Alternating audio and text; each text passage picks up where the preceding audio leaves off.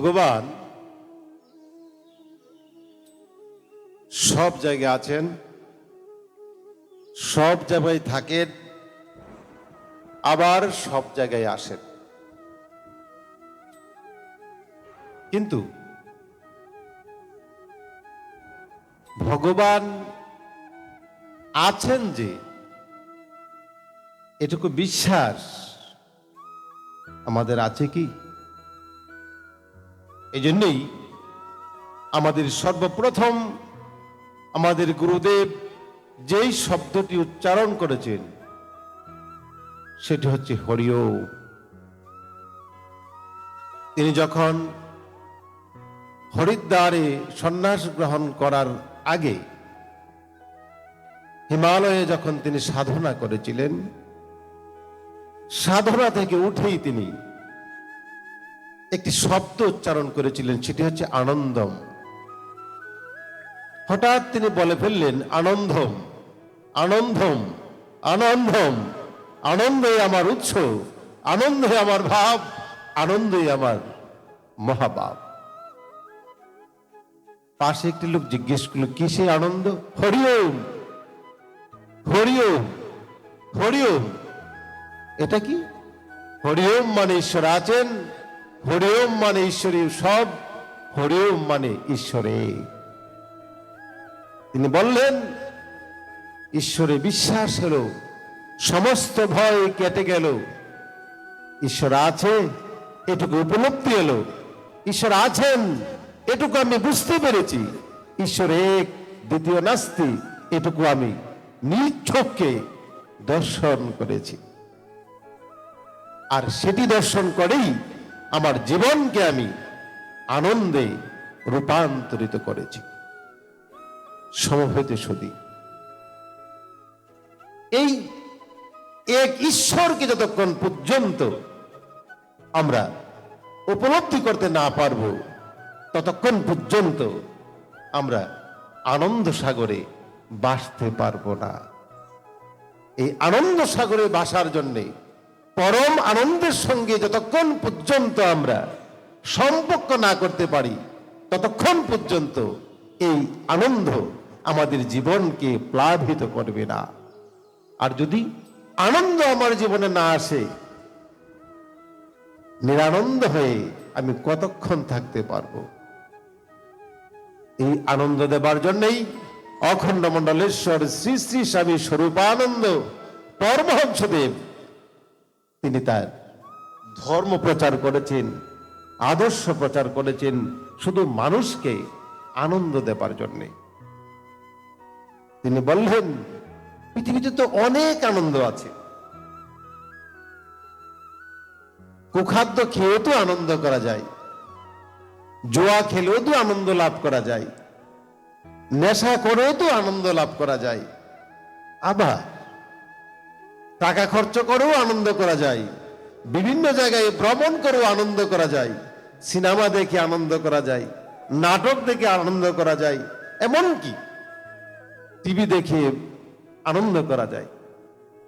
কিন্তু এই সব আনন্দ ক্ষণিকে, এখন আছে এখন নাই।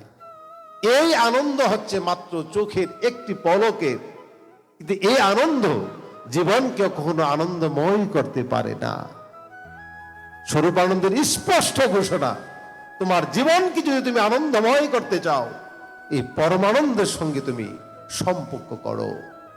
পরমানন্দ কে? এই পরমানন্দই হচ্ছেন পরব্রহ্ম ঈশ্বর, এ অদ্বিতীয়, এবং যিনি আমাকে তোমাকে বিশ্ব জগৎকে সৃষ্টি করেছে।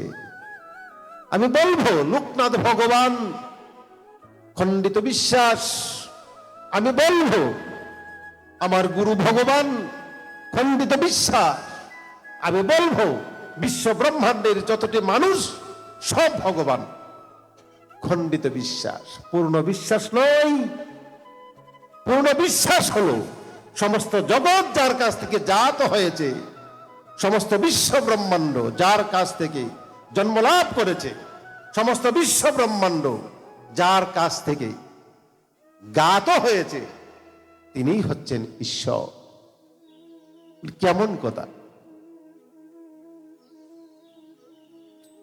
আমরা শুনি ভগবান শ্রীকৃষ্ণ অজনী সম্ভবা, আবার তার শতনামে শুনি তিনি উদরে জন্মগ্রহণ করেছেন।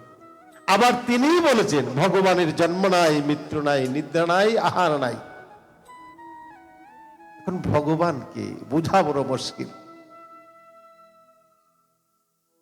বিশ্বাস করি, আরে ভাই, আপনার পরিপূর্ণ বিশ্বাস কতক্ষণ থাকবে? হালকা বিশ্বাস কতক্ষণ থাকবে? বিশ্বাস তো টিকে না। নদীর ঢেউয়ের মতো যদি আমাদের বিশ্বাসটুকু ভেঙে যায়, এই বিশ্বাস অক্ষয় অব্যয় হবে কখন?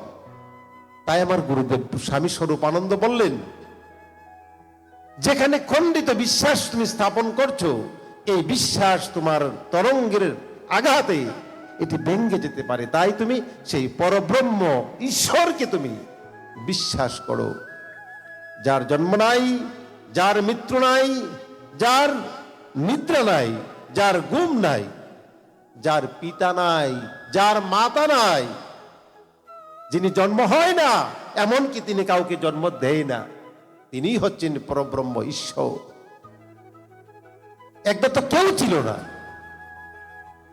আমরা যাদেরকে ব্রহ্ম বলি, যাকে ঈশ্বর বলি, তারা তো কেউ ছিল না, কিন্তু ঈশ্বর তো ছিল। এখন আবার কেউ নাই, কিন্তু ঈশ্বর তো আছে। এই যে পরিপূর্ণ বিশ্বাস, এই বিশ্বাসটুকু যদি আমাদের মধ্যে পরিপূর্ণ থাকতো, আজকে আমাদের সমাজ বা ধর্মের এই যে দুর্দশা শুরু হয়েছে, এই দুর্দশা হতো না। স্বামী স্বরূপানন্দ বললেন, শঙ্করাচার্য 500 বছর পরে কি হবে তিনি জানতেন। লোকনাথ ব্রহ্মচারী 100 বছর পরে তার ঘরে ঘরে বাণী পৌঁছবে, এটা তিনি জানতেন।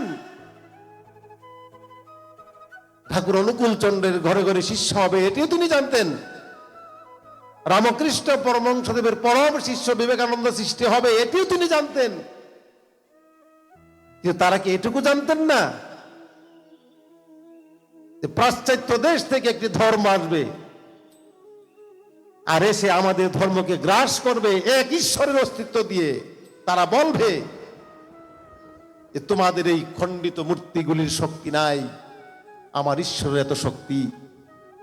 তারা কি সেটুকু জানতেন না? যদি জানতো তারা, তাহলে এক ঈশ্বরের বিশ্বাস যদি আমাদের ছোট্ট ছোট্ট ছেলে মেয়েদের, আমাদের মা বোনদের অন্তরে যদি প্রবেশ করাতো, আজকে আমাদের ছেলে মেয়েরা ওই ধর্মের দিকে দাবিত হতো না। স্বরূপানন্দ বললেন, আমি স্পষ্ট উপলব্ধি করেছি, একদা এই সনাতন ধর্মের মধ্যে যদি এক ঈশ্বরের বিশ্বাস পরিপূর্ণভাবে যদি প্রতিষ্ঠিত না হয়, এই ধর্মের মধ্যে যদি এক ঈশ্বর তথা ভগবান যদি পরিপূর্ণভাবে প্রতিষ্ঠিত না হয়, তবে এই ধর্ম বেশি দিন টিকবে না। তারই জন্য তিনি বললেন, হরি ওম, ঈশ্বর এক, হরি ওম, ঈশ্বর আছেন, হরি ওম, ঈশ্বরী সব। এই বিশ্বাস ছাড়া কখনো প্রকৃত ধার্মিক কেউ হতে পারে না। সমবেত সুধী সজ্জন, ঈশ্বরে বিশ্বাস হলো, সমস্ত ভয় কেটে গেল, চরিত্র গঠন শুরু হলো। এই চরিত্র গঠন হচ্ছে ভগবানকে পাওয়ার জন্যে। কিন্তু ঈশ্বরে বিশ্বাস এলো, কিন্তু আমরা ঈশ্বরে বিশ্বাস এলো, কিন্তু আমরা এই ঈশ্বরের প্রতি আমরা কতটুকু ভক্তি অর্পণ করতে পেরেছি? ঈশ্বর কি কারা পাই? ভগবান বললেন যে একটি হচ্ছে ভক্ত, আর একটি হচ্ছে শুদ্ধ ভক্ত। আমরা কিন্তু সকলে ভক্ত। রাস্তাতে যদি একটি মাজার দেখি, তাতেও আমরা মাথা নত করি। আমরা যদি একটি যে কোনো মন্দির দেখি, এবার কালী মন্দিরই হোক আর শীতলা মন্দিরই হোক, সেখানেও মাথা নত করি, এমনকি গঙ্গার ঘাটে যদি আমরা যাই সেখানেও মাথা নত করি। একটি বিল্ল বৃক্ষ, নিম বৃক্ষ তথা তুলসী বৃক্ষ যেখানে পাই সেখানে মাথা নত করি। স্পষ্ট একটি কথা হচ্ছে, আমরা সকলেই ভক্ত। ভক্ত বিদায় আমরা অন্য ধর্মকে সম্মান করি এবং নিজ ধর্মকেও আমরা সম্মান করি, কিন্তু শুদ্ধ ভক্ত না। শুদ্ধ ভক্তকে, শুদ্ধ ভক্ত হচ্ছে সে যিনি একের প্রতি পরিপূর্ণ বিশ্বাস রেখে, সকলের প্রতি খণ্ডিত শ্রদ্ধা রেখে নিজ ধর্ম পালন করে, তিনি হচ্ছেন শুদ্ধ ভক্ত। আজকে এটা করলাম, কালকে ওটা করলাম, পরশু সেটা করলাম, এটা কোনো ভক্তের লক্ষণ না। ভক্তের লক্ষণ হলো শুধু একটি, যে আমি আমার নিজ ধর্ম কে আমি রক্ষা করব। নিধর্ম, যে স্বধর্ম নিধনং শ্রেয়, পরধর্ম ভয়াবহ। আমার নিজের ধর্মকে আমি মন থেকে আমি ভালোবেসে পালন করব এবং পরের ধর্মটাকে আমি হিংসা না করে আমি সেটাকে শ্রদ্ধা করব। এটাই হচ্ছে প্রকৃত ধর্ম। সমবেত শুধু আমরা সৌভাগ্যবান এইখানে যে আমাদের ভগবান আমাদেরকে জন্ম দিয়েছে এমন একটি ধর্মে, যে ধর্ম অন্য ধর্মকে হিংসা করে না, যে ধর্ম অন্য ধর্মকে বিপদগামী মনে করে না, যে ধর্মের মধ্যে হাজার হাজার মত পথ আছে, সমস্ত মত পথকেই তারা ভগবানের মত পথ মনে করে। এরপরও আমাদের ধর্মের মধ্যে কিছু মত আছে যারা অন্য মতকে বিপদ মনে করে, অন্য মতকে যারা ঘৃণা করে। ভগবান বলছেন, যেভাবে যে পাত্র ভজে পাত্র মোড়ে, সেভাবে আমি বজাই তাহারে। আর ভগবানের ভক্ত বলছে, এই পথ ছাড়া অন্য পথে গেলে ভগবানকে পাওয়া যাবে না। বলুন তো দেখি, ভগবানকে পাওয়ার কি শুধু একটি রাস্তা, নাকি আরো রাস্তা আছে? আমাদের কথা হচ্ছে, আমাদের গুরুদেব কি বলছে? আমাদের গুরুদেব বলছেন যে তারা তোমাদেরকে ঘৃণা করুক, আপত্তি নাই, কিন্তু তোমরা তাদেরকে ভালোবাসো। তোমরা তাদেরকে ভালোবেসে তোমরা তোমাদের ধর্ম পালন করো। তারা হিংসা করে তারা কতটুকু আগাতে পারে, আর তোমরা তাদেরকে ভালোবেসে কতটুকু আগাতে পারো, এটাই হচ্ছে এখন দেখার বিষয়। সমবেত শুধু আমরা আমাদের গুরুদেবের কথা হচ্ছে, আমরা সকলকেই আমরা ভালোবাসবো এবং নিজ ধর্মকে আমরা পালন করব। সমবেত শুধু মণ্ডলী, আমাদের ভবতোষ মাস্টার বলেছিলেন শিশুদের কথা। শিশুদের কথা আমার গুরুদেব স্বামী স্বরূপানন্দজি বলছেন, শিশুকে লইয়া কুলে যে চিন্তা করিবে, বড় হইয়া শিশু সে বস্তুই দিবে। এখন এই শিশুকে লইয়া আমি চিন্তা করব, কিন্তু আমাদের সনাতন ধর্ম এমন একটি ধর্ম, যেই সনাতন ধর্মে শিশু জন্মের আগে, অর্থাৎ মার পেটে যখন সন্তান জন্মগ্রহণ করে, তখন থেকেই আমাদের ঠাকুর মায়েরা বিভিন্ন নিয়ম আইন কানুন পালন করতে শুরু করে দেয়। তার কারণ, যেই জিনিসটা জন্মের সময় সার্থকতা না নিয়ে জন্মগ্রহণ করে, এই জিনিসটা জন্মের পরে আর সার্থকতা লাভ করতে পারে না। তার জন্য এই যে আমরা সীমন্তন দেই, আমরা সাধভক্ষণ করাই, সূর্য দর্শন করাই না, গ্রহণের সময় বিভিন্ন নিয়ম কানুন করি, এই যে বিভিন্ন নিয়ম কানুনগুলি একটি মাত্র শুধু যাতে আমাদের সন্তানগুলির মধ্যে এই রাহু কেতুর প্রভাব না পড়ে। এই রাহু কেতুর প্রভাব থেকে তাদেরকে বাঁচিয়ে রাখার জন্য যে একটি কৌশল, এই কৌশলটি হলো আমাদের ধর্মীয় আচার। সমবেত শুধু এই যে ধর্মীয় আচারগুলি আমরা করি, যে কথাটুকু আজকে শুরু হয়েছিল যে যেই মা তার সন্তানকে পেটে ধারণ করে, এই এমন আরম্ভ করছে, কষ্ট করে তোমরা বৃষ্টি পড়লে কি হয়?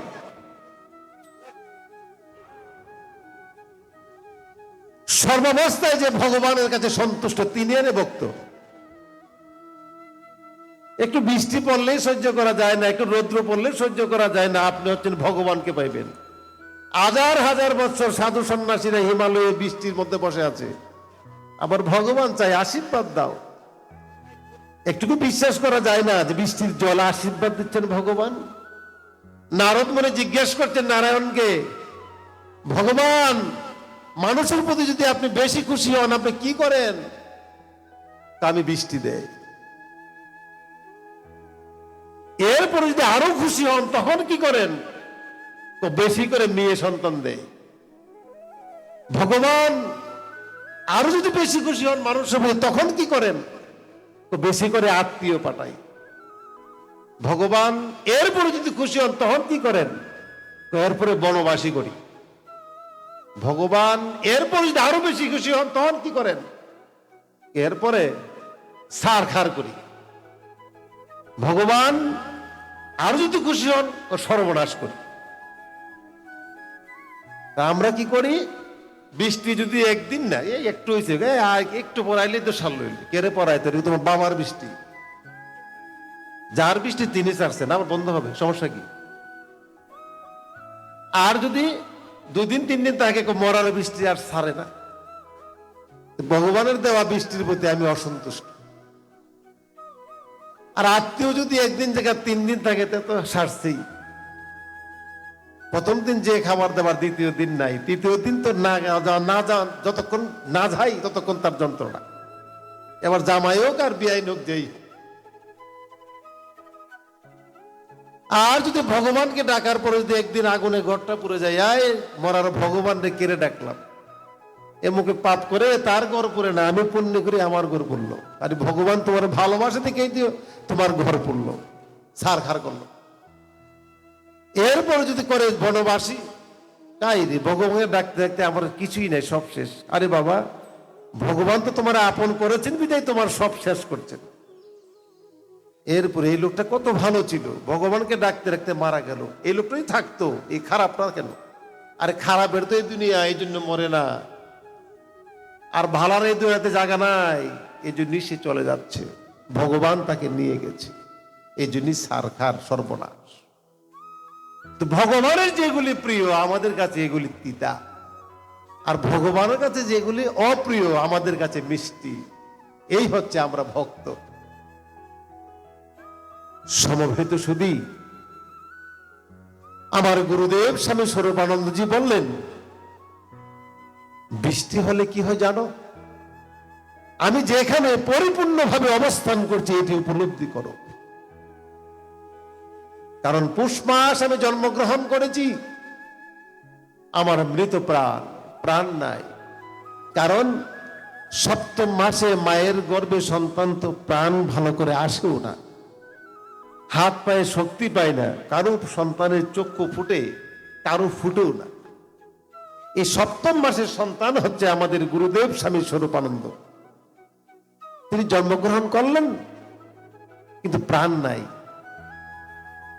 তার দাদা ছিলেন হরিহর পণ্ডিত, তিনি বললেন এই সন্তানটাকে এই সন্ধ্যাতলে রেখে দাও, যদি বৃষ্টি হয় এই ছেলেটা বাঁচবে, আর যদি বৃষ্টি না হয় এই মরে যাবে। সঞ্চাতলে রাখা হলো। একদিন দুদিন, এক মঙ্গলবারে জন্মগ্রহণ করেছে, বৃষ্টি তো হচ্ছে না। আরেকটি মঙ্গলবারে সকাল 6:30টায় বৃষ্টির জল ঘরের চালে পড়েছে, আর ওই জল ওই পাতিলের মধ্যে ঢুকছে। বাচ্চা ওয়া ওয়া করে চিৎকার করে বলল, কি হয়েছে? বাচ্চাটার প্রাণ এসেছে বৃষ্টিতে। তাই স্বরূপানন্দ বললেন, যেখানে আমার অনুষ্ঠান হবে সেখানে যদি একটু বৃষ্টি হয় জানবে সেখানে আমি পরিপূর্ণভাবে এসেছি। এটি আমাদের বিশ্বাস। এখানে নিরানন্দের কি আছে? সমবেত সুধী, বৃষ্টিকে যদি একটু ভয় পেয়ে আপনি বাড়ি চলে যান, আর যদি ভাগে দাও দিই তখন কি করবে? বাঘ তো বাড়ির লগেই আছে। এই বাঘের দায়ের সময় আপনি যাবেন কোথায়? সমবেত শুধু প্রস্তুত হন। এই বাঘের দাবা থেকে যদি বাঁচতে চান তাহলে ভগবানের শক্তি বিশ্বাস অর্জন করুন। আমি নিজ চোখে উপলব্ধি করেছি, বৃষ্টি হচ্ছে, সেই বৃষ্টির মধ্যে একটি উপাসনা চলছে শ্মশানের মধ্যে। জ্বর বইছে, 10 থেকে 15 জন উপাসনা করছিল। এর মধ্যে 7 জন উঠে গেছে, আর 3 থেকে 4 জন লোক পরিপূর্ণ উপাসনাটাই সেখানে করেছে। এই 5 জন লোককে দেখলাম, তারাই হচ্ছে সাধক, আর বাকিটি দানের সুসা। সমবেতে শুধু আসুন, আমরা ভগবানের প্রতি পরিপূর্ণ বিশ্বাস স্থাপন করি, তবেই আমাদের সব দিকে দিকে আমরা পরিপূর্ণ হব। আমরা সর্বাবস্থায় আমরা একটি জিনিসকে আহ্বান করি বেশি। কোনটি? যেটা হওয়ার সম্ভাবনা নেই ওটাকে আমরা ভাবি বেশি, আর ওটা এসেই আপনাকে সন্তুষ্ট করে দেয়। সমবেত শুধু আমরা সর্বসময়, আমার গুরুদেব স্বামী স্বরূপানন্দ বললেন, তোমরা আমার মুখের দিকে তাকাও, এই মুখের মধ্যে অভয়ের আনন্দ আছে, এই মুখের মধ্যে অভাবের অভাব মোচনের আনন্দ আছে, এই মুখের মধ্যে দুঃখ মোচনের আনন্দ আছে। তুমি যখন যে অবস্থায় যে ভাব নিয়ে আমার প্রতিচ্ছবির সম্মুখে তুমি তাকাবে, ওই প্রতিচ্ছবি থেকে তুমি তাহাই লাভ করিবে। এখন সারাদিন আশঙ্কা করেছেন আবার বৃষ্টি আয়ে, আবার বৃষ্টি আয়ে, এই শেষ বেলা হলেও আপনার আশাটা পূর্ণ করে দিল। আর যে আশা করতেন যে না আজকে এটা হবে না, এটা হতো না, আমি বিশ্বাস করি এমন ভাবে। সমবেত শুধু ভগবান মঙ্গলময়। আমরা একটি কাজ করি, যেই কাজটি আমাদের গুরুদেব আমাদেরকে বলছিলেন। কে কোন গুরুদেবের শিষ্য, কে কার দীক্ষিত, কে কোন মতের, কে কোন পথের, ওদিকে তোমরা দাবিত হইও না। কেন হবে না? এই স্বরূপানন্দের মতের লোকেরা বিশ্বাস করে সনাতন ধর্মের যে যে মতে আছে, যে যে পথে আছে, সেই সে মত, সেই সে পথ, সকলেরই লক্ষ্য একটি। এই লক্ষ্য কি?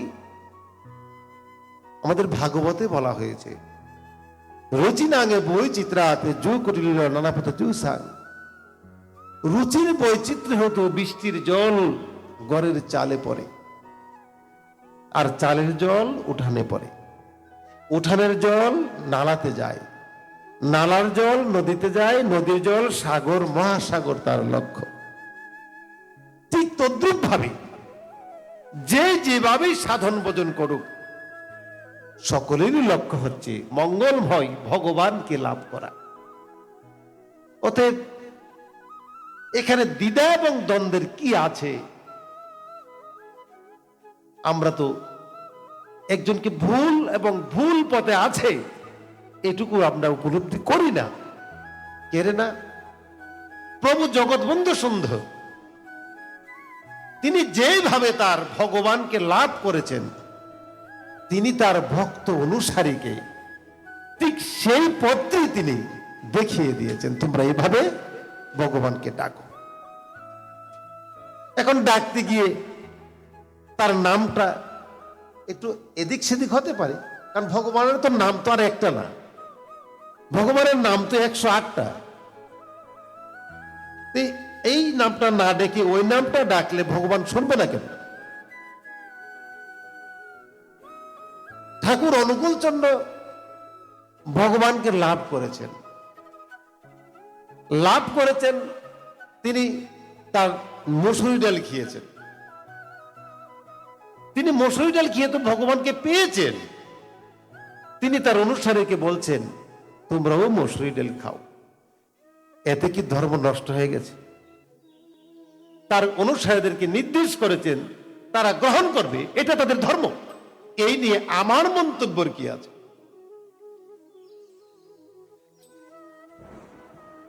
রামকৃষ্ণ পরমহংসদেব তিনি ধূমপান করতেন, তিনি মাছ আহার করতেন, বিবেকানন্দ মাছ আহার করতেন। তিনি সেভাবেই তার ভগবানকে পেয়েছে। তার ভক্তদেরকে তিনি এভাবে নির্দেশ করেননি। তিনি বলছেন তোমরা যারা মাছ খাবে খাও, আর যারা নিরামিষ খাবে খাও, দুটি পদ দিয়ে তাকে পাওয়া যায়, সমস্যার কি আছে? ঠিক তদ্রুপ ভাবে আমার গুরুদেব স্বামী স্বরূপানন্দ বললেন যে আমি ফুটখো এবং নারিকেলের মোয়াকে আমি পছন্দ করি, তোমরা এই প্রসাদ দিয়ে পূজা দাও। আমরা এটি দেই, আমরা অন্ন দেই না, কারণ তার নির্দেশ অন্ন দিয়ে বুক দিও না। এতে সমস্যার কি আছে? তিনি সেটিকে প্রিয় মনে করতেন, ভালোবাসতেন। রামকৃষ্ণ পরমহংস বলতেন আমি জিলাপি ভালোবাসি, তাই তার বুকের মধ্যে জিলাপি দেয়, এতে দোষের কি আছে?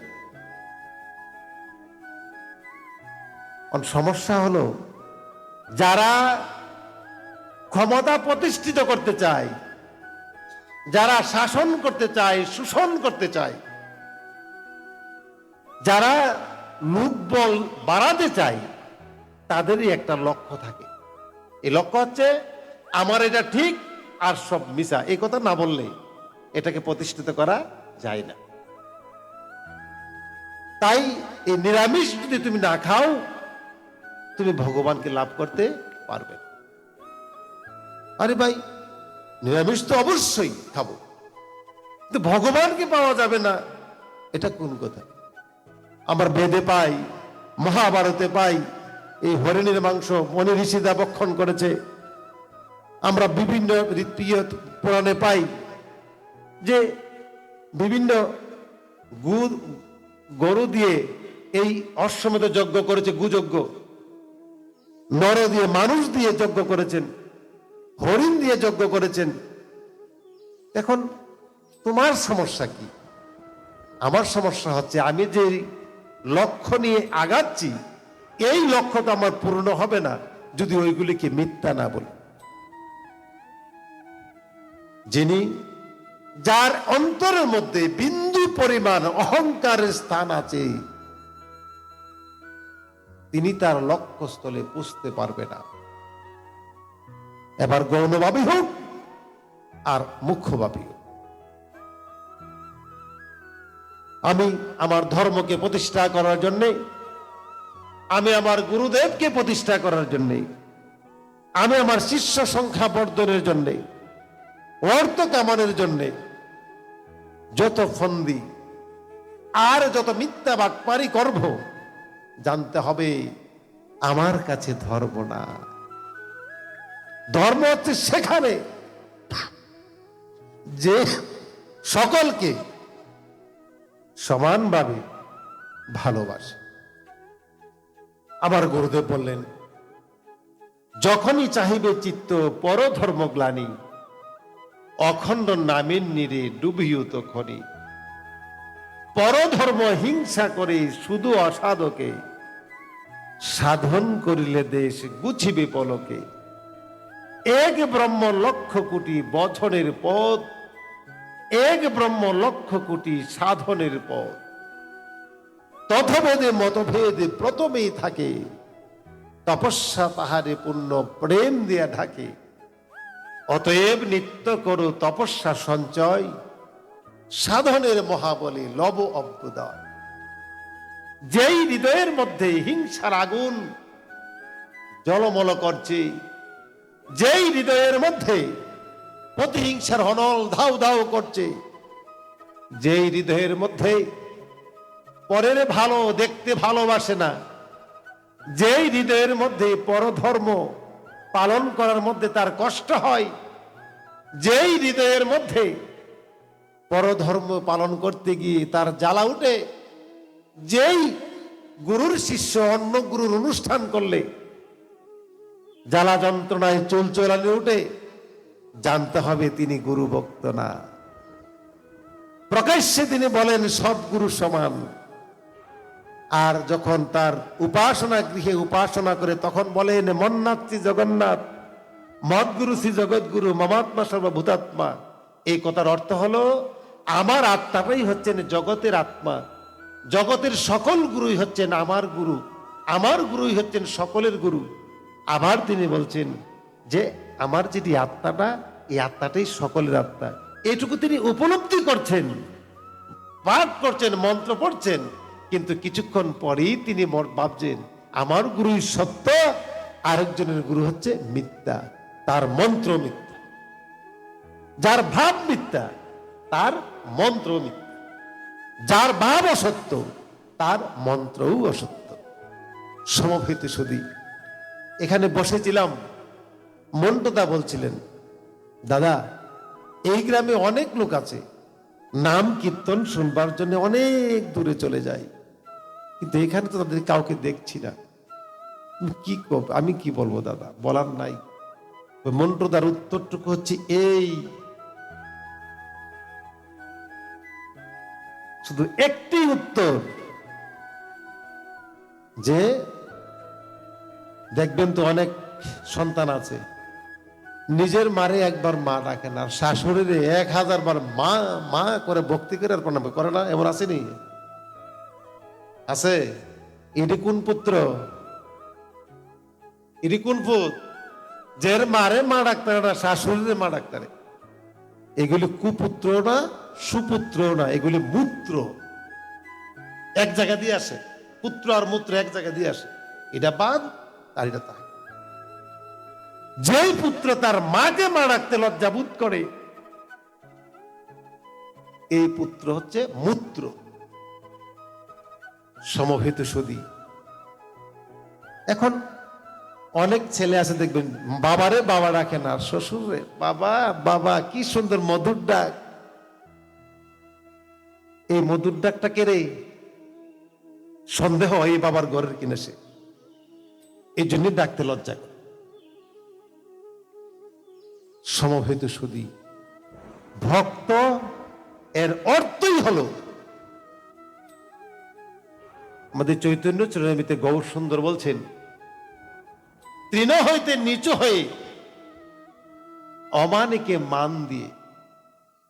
বাবা, তার মানের অভাব নেই, আবার অমানিরে মান দিব। কুল দিতে হবে অমানি লোককে, যাকে কেউ সমাজে সম্মান করে না তাকে তুমি সম্মান করতে হবে। আর এই দুর্বা হইতে তোমাকে নিচু হয়ে তোমাকে ধর্ম করতে হবে। কিন্তু সমাজ আশ্চর্য, আশ্চর্য।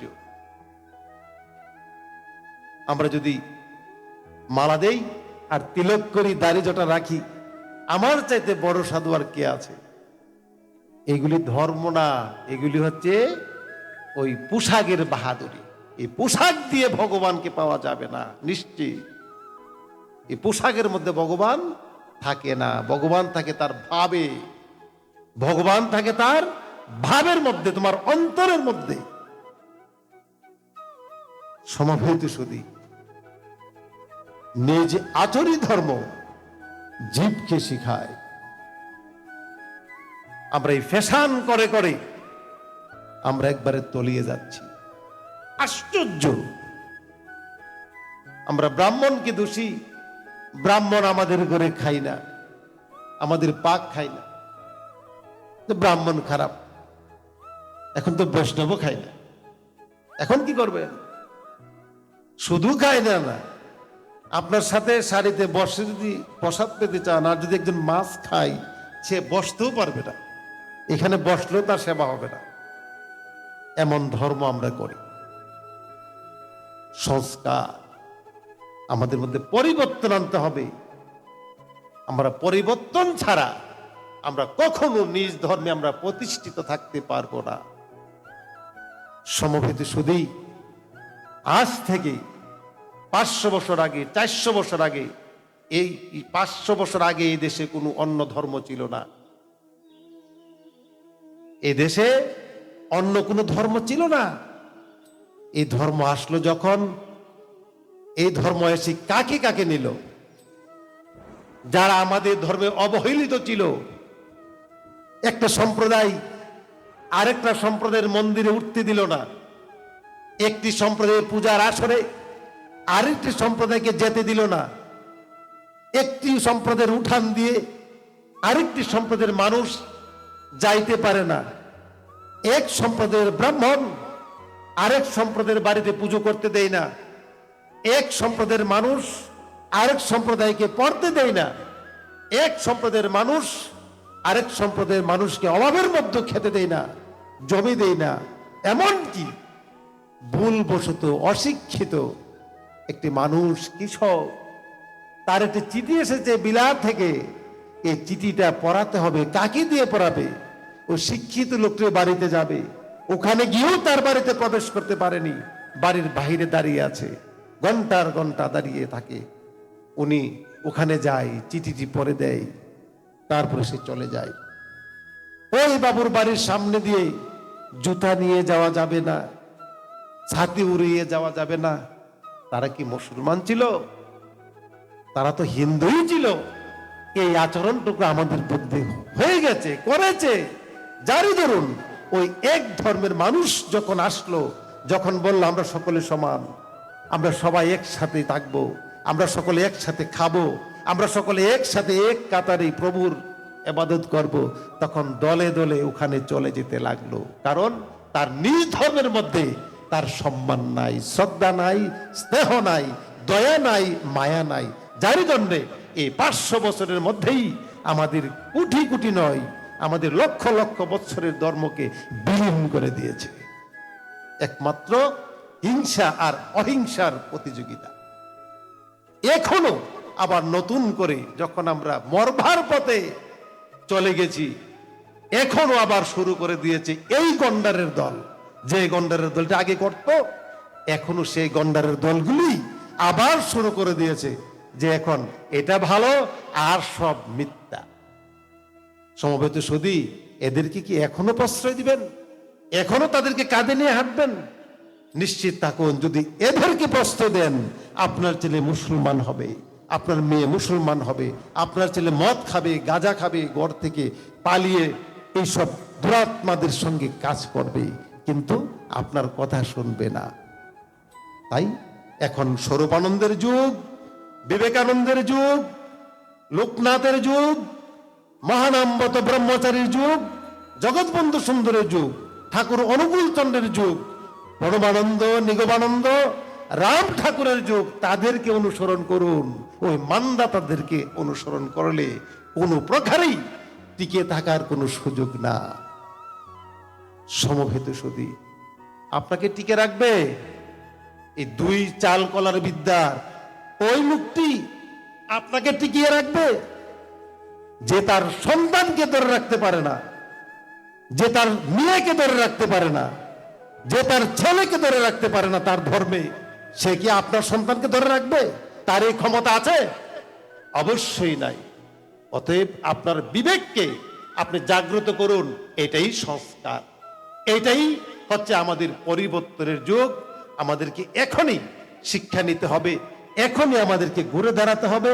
কোনটি ঠিক, কোনটি অঠিক, কোনটি সঠিক, কোনটি পথ, কোনটি বিপদ, আপনার নিজেকে জিজ্ঞেস করুন। তবেই আপনার সব ঠিক হয়ে যাবে। কারো কথাই নয়, কারোর পরামর্শে, সলা পরামর্শে নিজের বিবেক বুদ্ধিকে এই লাঞ্ছনা না দিয়ে একবার নিজেকে নিজে জিজ্ঞেস করুন, আমি কোন ধর্ম পালন করছি, আমি কোথায় যাচ্ছি। সহজ কথা। এই ছেলেটা অন্য ধর্ম চলে গেছে, তাকে বাদ দিয়ে দাও, সহজ। কিন্তু সেই বিবেকানন্দ প্রাণ পুরুষ, সেই চিকাগোর ময়দানে যখন তিনি বক্তব্য দিয়েছিলেন, তিনি সর্বপ্রথম একটি কথা বলেছিলেন, আমি সেই ধর্মের প্রতিনিধিত্ব করতে আসিয়াছি যেই ধর্মে পরিত্যাজ্যং বলতে কোনো শব্দ নাই। যেখানে যেই সনাতন ধর্মে পরিত্যাজ্যং কোনো শব্দ নাই, সেই ধর্মে পরিত্যাগ আসে কেন? লাঠি দেখে ভয় পাও, যদি তোমার ছেলে জগৎ বন্ধু সুন্দরের মতে যেতে চাই ওখানে যেও না, কলগুরু আছে। যদি স্বরূপানন্দের মতে চাই ওখানে কৃষ্ণ নাই, ওখানে যেও না। অনুকূল ঠাকুরের মতে গেলে ওখানে মালা নাই, যাইও না। কিন্তু যদি হিডা হয় আর কোন শব্দ নাই, একবারে ঘরের কোণে, হিন্দু তখন ইন্দুর হয়ে যায়। এই হচ্ছে আমাদের আচরণ। আপনার বাড়ির পাশে যদি একজন মুসলমান লোক যদি বিল্ডিং তুলে, ওখানে কোনো কথা নাই। আর নিজের ভাই যদি বিট পাকা করে কথা তুলে, একটি ঘর তুলে, এখানে বিট পাকার ঘরটা কিভাবে ভাঙ্গা যায়, এই হচ্ছে আমাদের বুদ্ধি, এই হচ্ছে আমাদের কৌশল। সমবেত সুধী, আমার গুরুদেব বলছেন, ওরে বাঙালি হলে কাঙ্গালি, বায়ে বায়ে শুধু লড়াই করি। আমরা শুধু মরছি একটি শুধু কারণ, এটি হচ্ছে বায়ে বায়ে লড়াই। সমবেত সুধী, আপনারা বলবেন আমরা আসছিলাম ধর্ম শুনতে, শুনছি কি? ও মায়েরা, একবার ভেবে দেখবেন, যদি ঘর তোলার বাড়ি না থাকে ধর্ম করবেন কোথায়? শহরে গিয়ে দেখেন হিন্দুদেরকে বাড়া দেয় না, যদিও বাড়া দেয় শর্ত, ওখানে উলু করিও না, ঘন্টা বাজাইও না, পূজা দিও না, যাবেন কোথায়? আমার গুরুদেব বলছেন স্বাবলম্বন, আগে নিজে প্রতিষ্ঠিত হও। আর বিবেকানন্দ বলছেন খুল রাখ, ফুটবল ধর, খোল বাজা পরে আগে নিজের শরীর পেশিকে আগে শক্তিশালী কর, তারপরে খোল বাজাইস। সহজ কাম, মালা জপ, কালা মালা বিক্রি করলে 100 টাকার মালা 200 টাকা, সহজে ব্যবসাটা করা যায়। এই ব্যবসা করার জন্য এই মহাপুরুষগুলি আসে না। মহাপুরুষগুলি এসেছেন এই সনাতন ধর্মকে রক্ষা করার জন্য।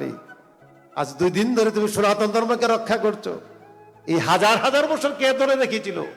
প্রশ্ন করবেন, বলবে আমরা হিন্দু ধর্মের লোক, আমরা হিন্দু ধর্মকে রক্ষা করি। ওর দিন কই আসলা? ওর দিন কে রক্ষা করেছে? সমবেত সুধী, আমাদেরকে বুঝার সময় এসেছে, আমাদেরকে গড়ে দাঁড়াবার সময় এসেছে। আমি একজনকে গুনাহ করে ইঙ্গিতে বলছি না যে আমার গুরুদেবের কাছ থেকে আমি দীক্ষা গ্রহণ করুন বা এই মত গ্রহণ করুন, একজনকে করতে হবে না। এই জন্য আমি আসিনি, আমি এসেছি যে নিজের চোখ এবং কান, নাক কানকে আপনাকে সজাগ করতে হবে, ভক্ত হতে হবে, ধর্ম করতে হবে, প্রকৃত ধর্ম। যদি আপনি এই বাতি নিভিয়ে যদি আপনি এই আংরা খান, মিষ্টি লাগবে না। আবার যদি এই বাতি ধরিয়ে কেন অর্ধার মধ্যে গিয়ে যদি আংরা খান, এটি মিষ্টি হবে না, আংরাই থাকবে। অতএব যতই বিশ্বাস করুন, আর যদি বিশ্বাসের যোগ্য না হয়, এই বিশ্বাস আপনাকে এগিয়ে দিতে পারবে না। আপনি যদি বলেন হে আগুন, তোমাকে আমি বিশ্বাস করি, তুমি আমার ধর্মের বাবা, এর জন্য কি আপনাকে পড়বে না? নিশ্চয়ই পড়বে। আপনি জলকে যদি বলুন জল, তোমাকে আমি বিশ্বাস করি, মানি, তুমি আমার বাড়িতে উঠো না, মানবে? মানবে না, কারণ যার ধর্ম সে সেটি করবেই। অতএব বিশ্বাস করতে হবে পরিপূর্ণ বিশ্বাসী দেখে, তবে বিশ্বাস আপনার জীবনে কল্যাণ বয়ে আনবে, আপনার জীবনে মঙ্গল বয়ে আনবে। সমবেত সুধী, আমরা স্বরূপানন্দের অনুসারী যারা, আমরা সব মহাপুরুষের প্রশংসা যেভাবে করতে পারি, অন্যান্য মতের লোকেরা সেভাবে করে না। তার কারণ শুধু একটি, তার মন উদার এখনো হয়নি। নিজ মত প্রচার করে শুধু স্বার্থবাদীরা ইষ্ট নামে নিষ্ঠা রেখে সব ধর্ম প্রচার করে শুধু ত্যাগীরা। যার ত্যাগে যিনি পরিপূর্ণ, তিনি সব ধর্মের কথাই তিনি বলতে পারে। আর যিনি তার শিষ্যের দরকার, টাকার দরকার, তিনি বলে আসো আমার কাছে আসো। সমবেত সুধী, কালকে শুনলাম 6 সতীতে যে তিনি এখানে যদি এই গ্রামের যদি কেউ অন্য গুরুর কাছে দীক্ষা লয়, তাহলে সমাজ থেকে বাদ করে দিবে। কেমন গুরু আর কেমন শিষ্যর দল! আরে মূর্খের দল, একবার তোদের মাথায় জিজ্ঞেস করিস না। গুরু ধরা তো সবার স্বাধীনের বিষয়। বিয়ে যেমন করে মানুষ 10টি দেখে একটি করে, ঠিক তদ্রুপ ভাবে গুরু ধরবে 10 জন দেখে একজন, যাকে পছন্দ হয়, যাকে নিয়ে আমার ইহকাল এবং পরকাল হবে, সে হবে আমার গুরু। আর ওখানে আইন যে এই গ্রাম থেকে যদি অন্য কেউ দীক্ষা গ্রহণ করে তাহলে সে সমাজ থেকে বাদ হয়ে যাবে, একগুড়া হয়ে যাবে। যেমন গুরু তেমন শিষ্য। এই মূর্খের দল, এই মূর্খের শিষ্য। আমাদের মন্টুদা একটা কথা বলতেন, এক জায়গায় নাকি একটি সাপকে অনেক পিঁপড়া ধরেছে। এক গুরুদেবকে জিজ্ঞাসা, গুরুদেব এইভাবে সাপটাকে পিঁপড়া ধরলে কেন? জানিস না? এখন না। এক সময় সাপটা গুরুদেব ছিল আর পিঁপড়াগুলো শিষ্য ছিল। ওই সাপটা ছিল ভণ্ড গুরু আর শিষ্যরাও ছিল ভণ্ড, যার দরুন এদেরকে পার করতে পারেনি, তাই এরা সকলে এখন তাকে খাচ্ছে। তোরে পিছিয়ে ঘুরে আমরা কেউ পার হইতে পারলাম না, এখন তোরে আমরা খাবো। এই গুরুরা হবে সেই সাপ আর এই শিষ্য হবে সেই পিঁপড়া। সমভূত সুধী, আসুন আমরা যাতে ওই পিঁপড়াও না হয়, ওই সাপের মৃত মাংস যেন না খেতে হয়, আমরা সেই দিকে দাবিত হয়। সমভূত সুধীবৃন্দ, গৌরাঙ্গ মহাপ্রভু কলিযুগীর অবতার, তিনি বলছেন নিজ আচরি ধর্ম জীবকে শিখাই। এখন তিনি কি আচরণ করতেন, যে আচরণটা তিনি আমাদেরকে শিখিয়েছেন, তার আচরণের মধ্যে ছিল তিনি ছিলেন অহিংস। যেটি ভাগবতে বলা হয়েছে, অহিংসা সত্যমস্তাম শৌচম সংগমে বচ একম সমাধিতপত্তম ধর্মস্য পঞ্চলক্ষণম। আমি কাউকে হিংসা করব না, আমি সৎসঙ্গে থাকব, আমি এক ঈশ্বরে বিশ্বাসী হব, সদাচারী হব, এবং আমি কাউকে হিংসে করব না। এখন আমরা কিন্তু ভগবান যা বলছেন তার বিপক্ষেই আমরা সব কিছু করে যাচ্ছি। তা আমরা আমাদের প্রভুকে আমরা মানলাম কতটুকু, আমরা হিসাব করলাম কতটুকু? আমার গুরুদেব বলছেন যে রামের গুরু, শ্যামের গুরু, যদুর গুরু, মধুর গুরু, তোমার গুরু আমার গুরু, এক বুধেতে সাধন শুরু। গুরুদেবের মধ্যে যারা পার্থক্য করবে তারা কখনো সাধক না। গুরুদেব সকলেরই গুরুদেব। যেমন মহাদেবকে আমরা সত্যযুগ থেকে বাবা বলে আসছি, এখন কি কেউ দাদা ডাকে? সবাই তো বাবাই ডাকে। লোকনাথ ব্রহ্মচারীকে আমরা বাবা বলি, কেউ কি কাকা বলে? অর্থাৎ গুরু, সৎগুরু সকলের গুরু। অতএব এই ছোট্ট বিশ্বাসের মধ্যে আমরা না ঢুকে আসুন আমরা এই প্রকৃত শাশ্বত বিশ্বাসের মধ্যে আমরা সব সময় থাকি। দেখবেন তো আপনাদের মধ্যে যখন কুলগুরুরা আসে তখন কি হয়? আপনি হলেন শিষ্য, আপনার ছেলেকে শিষ্য করবে না, এর নাতি। আবার যখন তার ছেলে আসবে তখন আপনার ছেলেকে দীক্ষা দিবে, তার নাতি আপনার নাতিকে দীক্ষা দিবে। তার অর্থ হচ্ছে এই, এখানে প্রকৃত গুরুবাদ নয়, এটা আত্মীয়বাদ। গুরুদেবের সঙ্গে কখনো আত্মীয়তা হয় না, রক্তের সম্পর্ক নয়। গুরুদেব হচ্ছে আত্মার সম্পর্ক, এখানে রক্তের সম্পর্ক না। যার দরুন গুরুদেব আমাদের সকলের গুরুদেব। এইখানে কারু দাদা, কারু জেঠা, কারু মামা গুরুদেব হতে পারে না। গুরুদেব হচ্ছে সকলেরই গুরুদেব। এই বিশ্বাস প্রতিষ্ঠিত করতে হবে। আমার গুরুদেব আমার ছেলের দাদা এটুকু না, আমার যেমন বাবা আমার ছেলেরও বাবা, আমার নাতিরও বাবা, কারণ তিনি গুরু। তার সম্পর্কে পরিচয় হচ্ছে তিনি গুরু। এই কুলগুরুরা এই সম্পর্কটা করে করে। কয়দিন আগে এক জায়গায় গিয়েছিলাম, নামটা যদি প্রয়োজন পরে বলবো, এছাড়া বলবো না। শিষ্য বউয়ের গালে গিয়ে টান মারছে। আর এটা কি করলেন? কোথায় নাতিব নাতিব, এটি দিয়ে গরুগিরি হয় না। সমবেত সুধী, আমাদেরকে এসব জায়গা আমাদেরকে ভালো করে বুঝতে হবে, ভালো করে বুঝতে হবে। একটা গরুকে আপনি রাস্তার পাশে নোংর করে আসছেন বা খুঁটি দিয়ে আসছেন, এই গরুটা ঘাস খায় কিনা না খায়, নাকি খুঁটা উড়গিয়ে চলে গেছে, এটাকে আপনি দেখবেন না? দেখবেন? এই গরুরা দেখে না, একবার জিজ্ঞেসই করে না তুমি কি সন্ধানী করো, তুমি কি সদাচারী করো, তুমি কি তোমার মা বাবার প্রতি শ্রদ্ধা বিশ্বাস আছে, তোমার মা বাবার কি দেখশন করো, এগুলি নাই। আসে, নিজে পাক করে, বুক লাগাই, নিজে সেবা করে, আর যখন সেবা করতে পারে না মেখে মাদে গুড়ি দেয়, খাও, দক্ষিণা দাও, চলে যাই। এটাই 1 বছর পরে 2 বছর পরে এসে কাজ। এইভাবে ধর্ম চলে না। ধর্ম ধার্মিক সৃষ্টি করে, আর যে ধার্মিকতা আপনাকে উদ্ধার করবে, আপনার ছেলেকে দিয়ে আপনাকে উদ্ধার করবে, মেয়েকে দিয়ে উদ্ধার করবে। আপনি ইহকালে যদি সুখ না পান, পরকালে পাবেন কি করে? যেই ছেলেটা আপনাকে ইহকালেই আপনার কথা শুনে না, আপনাকে রোজগার করে টাকা দেয় না, আপনার কথা শুনে না, সুখ দেয় না, এই ছেলে আপনাকে পরপারে কিভাবে সুখ দেবে? কিভাবে আশা করেন যে এই ছেলের জল দ্বারা, পিণ্ড দ্বারা আমি উদ্ধার হব? নিশ্চিত থাকুন, যথা নিযুত মহাস্মি তথা করুম।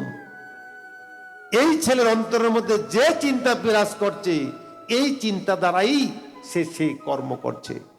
কুপুত্রিণ তপস্কন্দে নিমঞ্জতি অথ পুত্রিস্য পুত্রিণ বদ্রসাম্পতি বিষ্টপ।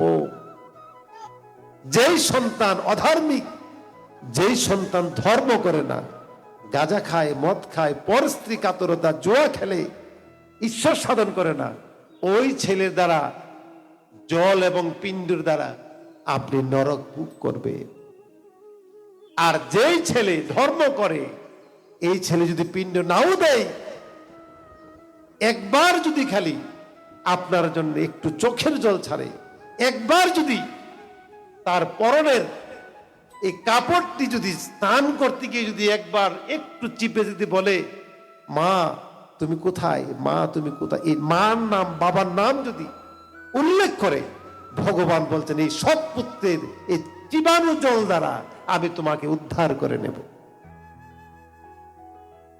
এবার বলুন কেমন সন্তান আমাদের প্রয়োজন? এই সন্তানটির কথাই আমাদের ভবতোষ মাস্টার বলছিলেন। এই সন্তান সামান্য সন্তান নয়। ভক্ত প্রহ্লাদ সকলের পেটে জন্মগ্রহণ করে না, ভক্ত ধ্রুব সকলের পেটে জন্মগ্রহণ করে না, ভক্ত তুলসীদাস, রাম লক্ষণ এরা তো সকলের পেটে আসে না। এরা কার পেটে আসে? যেই মা সাধক সেই মার পেটে আসে, যেই বাবা সাধক তার উদরে আসে। অতএব যারা এখানে যুবক যুবতীরা আছো, তোমাদের সময় আসন্ন। তোমরা যদি সৎ হতে পারো, ধার্মিক হতে পারো, সদাচারী হতে পারো, পবিত্র হতে পারো, তোমাদের গর্বেই ওই মহাপুরুষরা অপেক্ষা করছে জন্মগ্রহণ করার জন্যে। তারা সদাত্মাগুলি তারা মরে না, তারা কখনো মাটিতে মিশে না, আগুনে পুড়ে না, আকাশে উঠে না, মাটির নিচে যায় না। তারা সর্বক্ষণ এই ভূমণ্ডলের মধ্যে ঘুরছে। একটি সৎ মাথা এবং সৎ পিতা তারা খুঁজে বেড়াচ্ছে, ওখানে তারা জন্মগ্রহণ করে পৃথিবীতে আবার জন্ম হবে। কারণ ভগবান তো বলছেন পরিত্রাণাং সাধনাং বিনাশাচ দুষ্কৃততম ধর্ম সংস্থাপনার্থে সম্ভবামি যুগে যুগে। আমি তো যুগে যুগে অবতীর্ণ হয় তোমাদেরকে রক্ষা করার জন্যে, সাধুদেরকে রক্ষা করার জন্য, আমার ধর্মকে প্রতিষ্ঠা করার জন্যে। কিন্তু আমি কোথায় জন্মগ্রহণ করব? এই পবিত্র মা আর পবিত্র বাবা তো আমি খুঁজে পাচ্ছি না।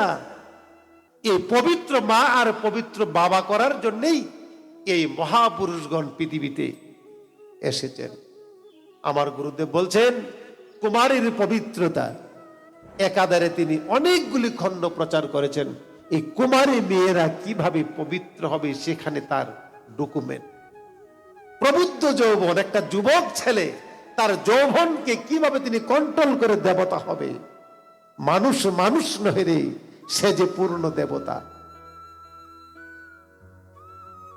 সমবেত সুধী ৩৩ কোটি দেবতা, আমরা কত না গান শুনি, আর কি দেবতা একজন বাড়তে পারে না। কেউ কি কয় ৩৩ কোটিতে বাড়ছে? এই কথা সত্য যুগে শুনছি, এখনো কি বাড়ে না দেবতা?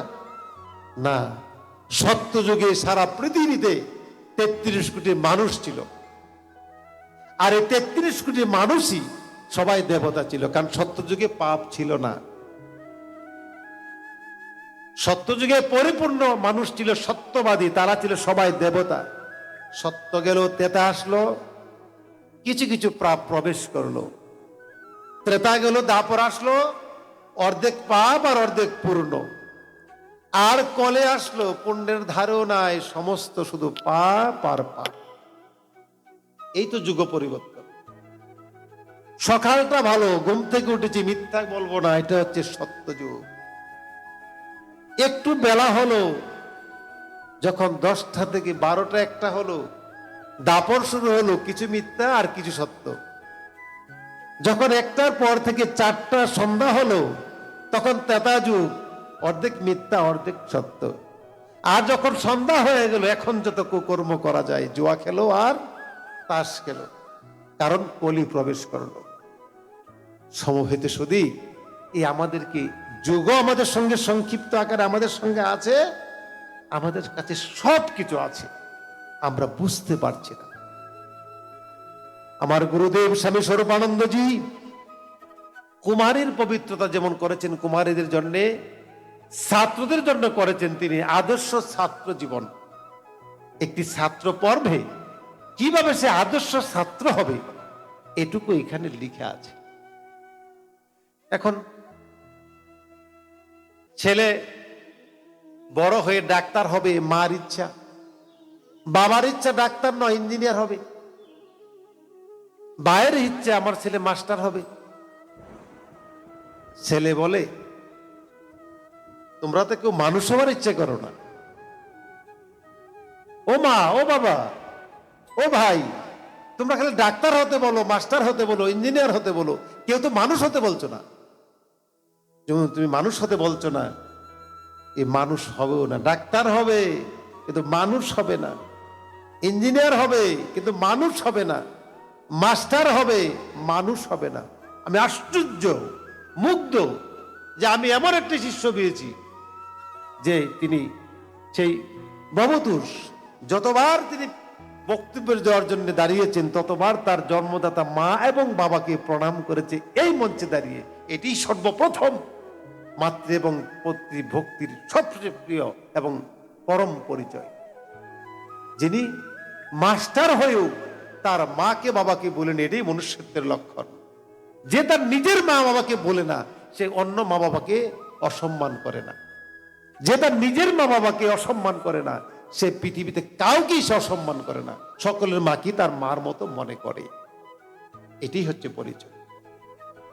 ইঞ্জিনিয়ার হয়েছে, বেতন পাই, বাবা কিছু টাকা পাঠাও, আমাদের খরচে চলে না, তোমাকে পাঠাবো কোত্থেকে? কিন্তু একটা ইঞ্জিনিয়ার ছেলে বানাতে মা বাবার কত পয়সা খরচ হয়েছে? ওই পশু কি একবার হিসাব করেছে? করেনি। যদি হিসাব করতো যে 20,000 টাকা বেতন যদি পাই, অন্তত 3,000 টাকা হতো ওই বুড়া বুড়িটির জন্য পাঠাতে পারত। কারণ তিনি মানুষ না। পশুর ধর্ম কি? সারাদিন একটি পশু মরা পচা খায়, সারাদিন খায়, পেটে যত ধরে।